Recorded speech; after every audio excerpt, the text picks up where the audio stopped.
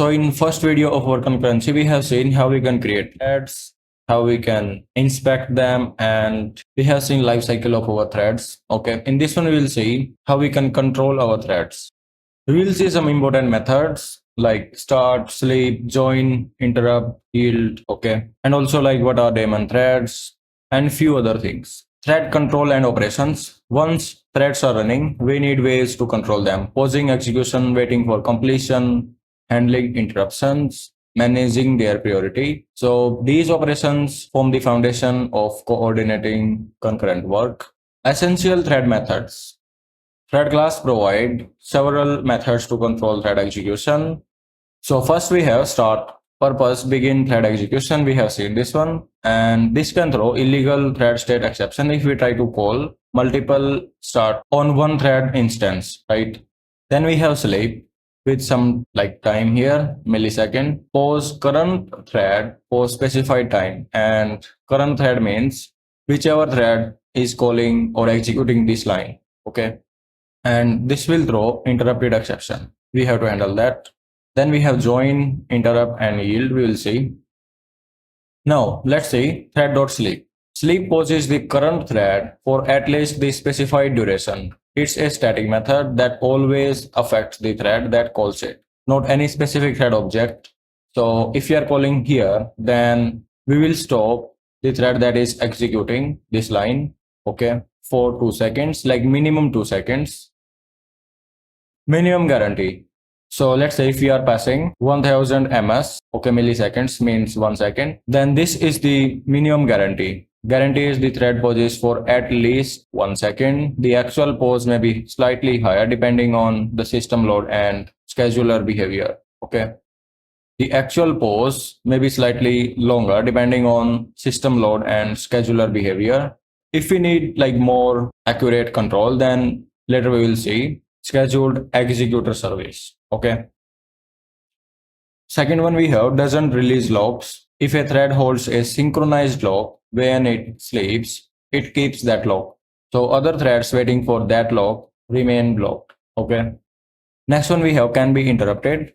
If another thread calls interrupt on a sleeping thread, it wakes up immediately and throws interrupted exception, okay.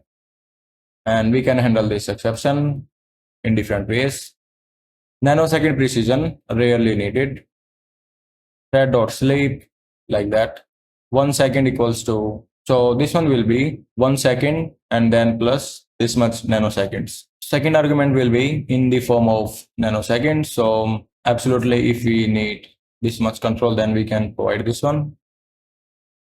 Now thread.join. Join makes the calling thread wait until the target thread completes. Okay, this is how we ensure a thread finishes before continuing. So let's say we have this method and we created this thread instance, okay, in main thread. And now here we are waiting for this worker thread to finish.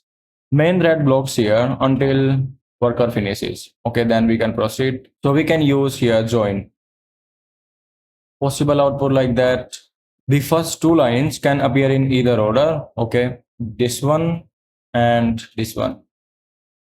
They are on different threads, but join guarantees that worker task complete always prints before main worker finished, okay, like that.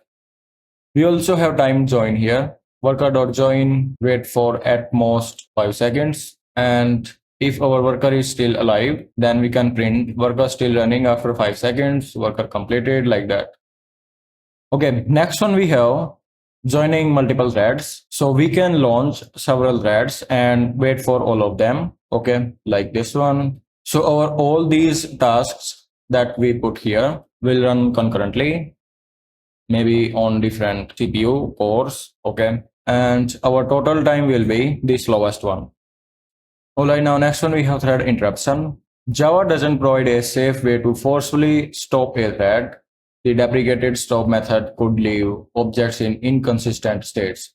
So instead, we use cooperative interruption, requesting a thread to stop and the thread deciding how to respond, okay. First, we have to set one flag, and that we can do using interrupt. Sets the thread's interrupt flag to true. If the thread is sleeping, waiting, or blocked on IO, it receives an interrupted exception. Okay. Then second, we must check this flag is interrupted. Checks if the thread has been interrupted, returns true. If the interrupted flag is set, does not clear the flag. Okay. The next we have thread.interrupted, static method that checks and clears the interrupt status of the current thread. Use this to acknowledge the interruption. So let's say we have this class data processor that implements runnable, and here we have this method run that we have to override. Here we can like periodically check something like this. If our thread dot current thread okay dot is interrupted, if that is false, then we can do something here. Then we can pause between batches, and if we wake up our thread in sleep, then we have to handle this exception. Okay, now here we can restore our states and then we can exit. So now we can clear our this flag. Okay,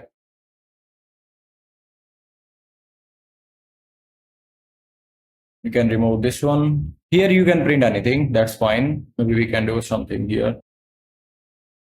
And then now here we can create our thread processor. Okay, new data processor, that's also fine. We can put here its name, data processor. Okay, and then we can start this one, we can sleep. Okay, then we can interrupt this one, that's fine. And after that, basically we can wait for this one. Okay, now we can print this one. Okay, so we can do this. Now we can run this one.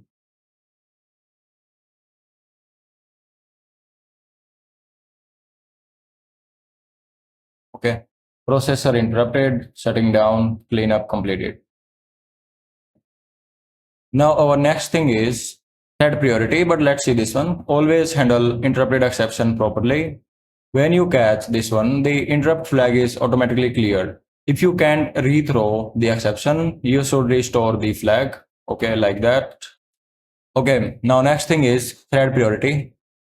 Each thread has a priority that influences but does not guarantee scheduling order. Priorities range from the lowest, like 1, to highest 10, with 5 being the default.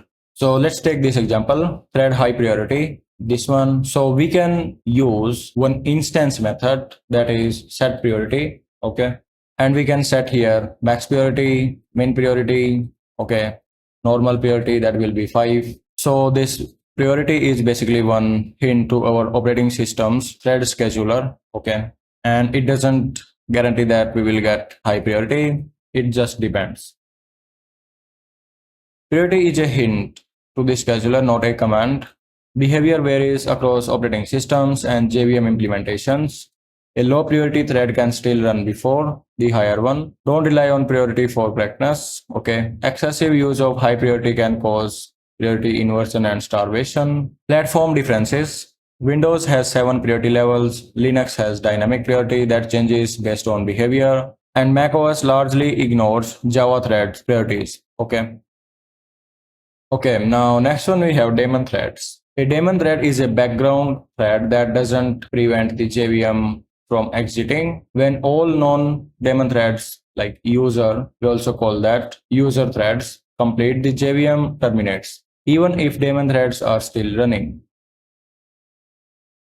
Created by default, must explicitly set daemon status. Okay. JVM waits for them to complete. JVM terminates even if still running. For main application work, for background services, examples, main thread, okay, worker threads, example, garbage collector, timer threads, logging. So we can create one daemon thread here.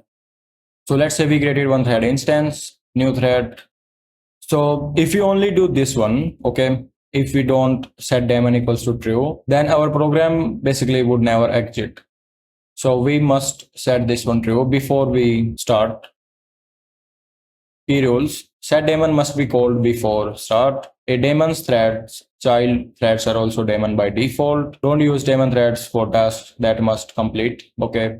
File writes, transactions. Daemon threads may be terminated abruptly without cleanup. So our regular threads are for work that must complete, and these daemon threads are just for some background tasks like logging, cleaning, something like that. Thread information and naming. getting info about the current thread. Let's say we have this instance, okay, thread current equals to thread.current thread. Now get name, get ID, is alive, is daemon, okay, get state, get priority, like that. We can also name our threads, like we can do while we create, but we can also set after that. So we can also set here our name, and we can also use this one, set name. Listing all running threads, useful for debugging. You can also do that. Thread.get all stack traces dot key set. Then we can call, okay. A node on thread.yield, you might see in older code, it hints to the scheduler that the current thread is willing to give up its time slice. In practice, the scheduler can ignore it entirely. Okay, behavior varies across platforms again, and it's rarely useful in modern applications. We will see synchronization for its alternative. Okay. Now some common pitfalls. Sleeping with locks held. Falling asleep while holding a synchronized lock blocks other threads from acquiring that lock. So we can release locks before sleeping when possible. Then busy waiting. Don't use empty loops or yield to wait for a condition. We can use join to wait for a thread to finish or sleep if we need periodic polling. We will see some more methods like wait, notify in our synchronization chapters. That's fine. Ignoring return value of join, okay, timeout. Timed join doesn't tell you whether the thread finished or timed out, so we can always check this one afterward. Relying on priority for correctness, that's fine. Now we have quick summary part and we can move forward with our next chapter, which is very important, synchronization.